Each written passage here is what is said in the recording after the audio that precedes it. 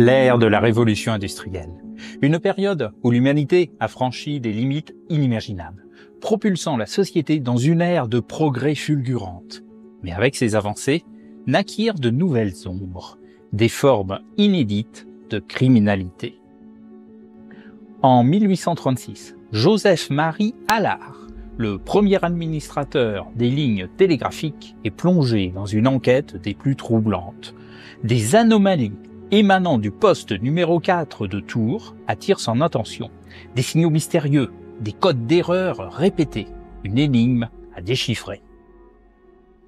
Le télégraphe optique, un système révolutionnaire qui permettait de transmettre des nouvelles de Paris à Bordeaux en un temps record, jusqu'à 20 minutes au lieu de 3 jours.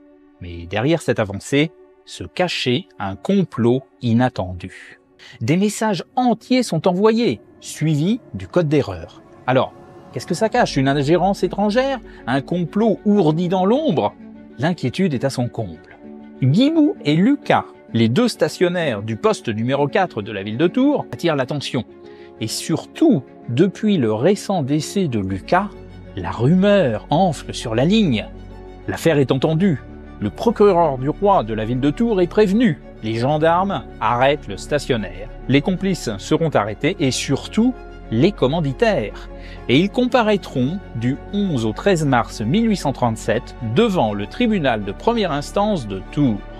À Bordeaux, Louis-Joseph et Louis-François Blanc, deux jumeaux, ont fort belle réputation. Banquiers, ils excellent dans l'art de la spéculation boursière.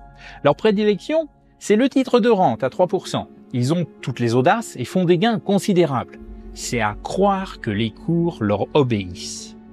Et effectivement, s'ils sont capables de si jolis gains, ils le doivent entièrement à leur travail, à leur imagination d'avoir piraté le télégraphe optique pour envoyer les cours de la Bourse de Paris et connaître l'évolution avant tout le monde.